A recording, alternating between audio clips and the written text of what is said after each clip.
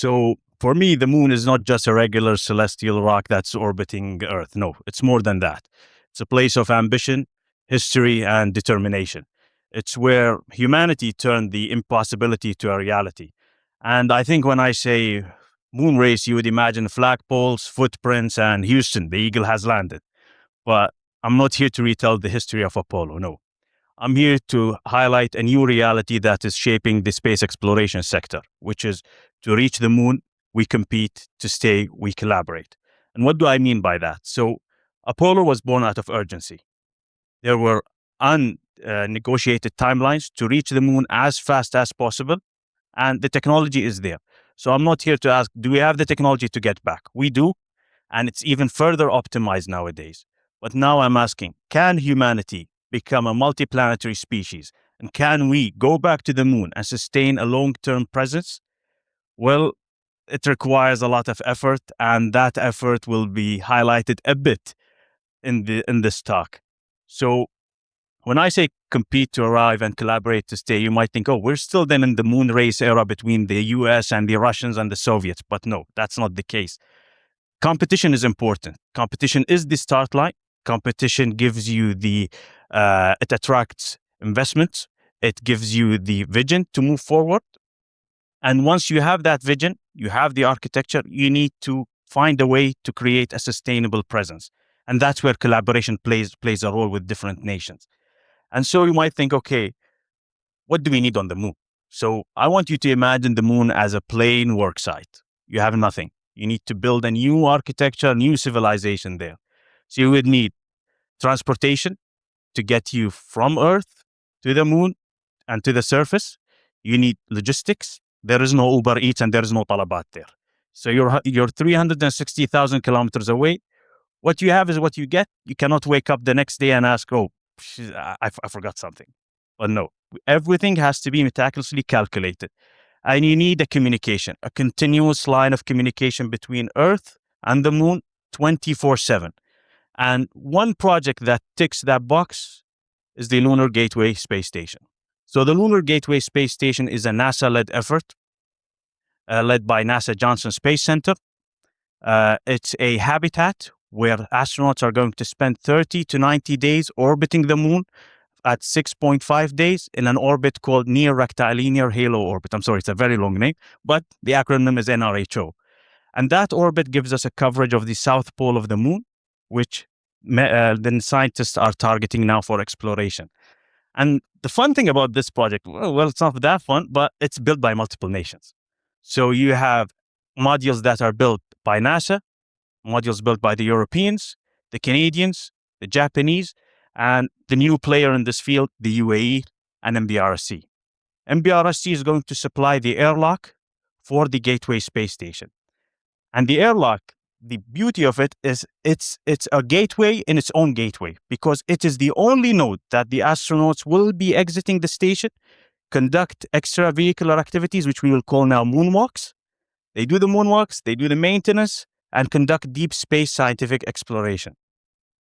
So you might think, okay, why did the UAE choose the airlock? Well, we believe in building sovereignty through contribution, and our contribution dictates the value of the investments that we put on. So for MBRSC and the UAE, the moon is not just a box that we tick off and say, okay, we went to the moon, we landed. No, it's more than that. For us, we believe in the efforts of returning humanity for a long period of time to the moon, and we at the region can lead those efforts. So a new player in the field. Before that was dictated by other players. Now you have the UAE coming in and putting hardware and taking humanity back to the moon. And not for 3 days, 7 days, for 90 days and above. So how did we achieve that? Well, MBRSC has 20 years of exploration under its belt to help to guide it. So we have launched LEO missions, deep space missions to Mars. We have almost landed on the moon, but we're going to try again and again. And we have sent 2 astronauts to the International Space Station.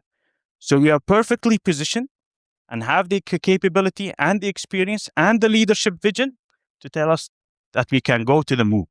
And what I love about this picture is that there are 2 things that are within the vision of the UAE. So We are building the technology to build stuff on the moon, demonstrate it, but there's a red planet hidden behind it. This is our ultimate goal. Mars has always been within the vision of the UAE and within the vision of MBRC. We have a program called Mars 2117, which is after 2117, we have to have a habitat built on the moon, on Mars, sorry. So this is the playground where we prove the technology, and this is the end game for us. So I say collaboration. Well, do we have examples? Well, we do. The International Space Station is an example of that. It's the first time in human history that we have actually had multiple nations collaborate outside the Earth orbit. And during that period, a lot of the technologies that we see and influences our daily lives is done in the ISS, from medical to even your iPhone that you're taking a picture with was done research via in the ISS. So we have the capability. And when we go back to the moon, we need to have two mindsets in our mind. We need to have Apollo's urgency to go back to the moon as fast as possible, but we need to have ISS endurance to ensure that we stay there as long as possible there. And these complex architectures, they require standardized interface and open collaboration between nations and entities. Because when you have a module built in the UAE and a module built in Japan and a module built in the States, you're going to integrate it like a whole jigsaw puzzle. And the risk of those complex architectures is not that they're going to fail due to imagination. We have endless amount of imagination as humans, as I showed you, in the Apollo, in the shuttle, in the Artemis program. But the risk is fragmentation, because without open collaboration and without open understanding of how to integrate those complex systems together, the system will fall under its own complexity. And we will go back from the idea that we're going to become civilization and architecture builders to an actually one mission standoff. And that's where we are trying to avoid with the Artemis mission, is we would like to openly collaborate. And I see in your face, you're like, how does that relate to me as students? Well, it does if you think about it. During university, you're mainly judged by your independent efforts. So your grades and praying that the professor is going to curve. But it's more than that. Independent thinking is one side of the coin. You need it to develop your problem-solving skills, your soft skills, and how to come up with genuine solutions. But the other side of the coin is, how do you actually collaborate use solutions from other people, collaborate them, and come up with a system that actually influences your daily lives? So how can you scale up your idea? Because in our lives, there is no such thing as a single solution problem. No. We are living in a very complex multi-solution problem, be it AI, be it energy, climate, food security, and etc. So the moon is not going to be just a single mission standoff. No, it's a system of a system architecture that requires intense collaboration. So I would like you to get out from this talk with two ideas. So for us to reach the moon, we need to compete, but to stay, we will collaborate. And in your personal life, you need to think independently, but build collectively.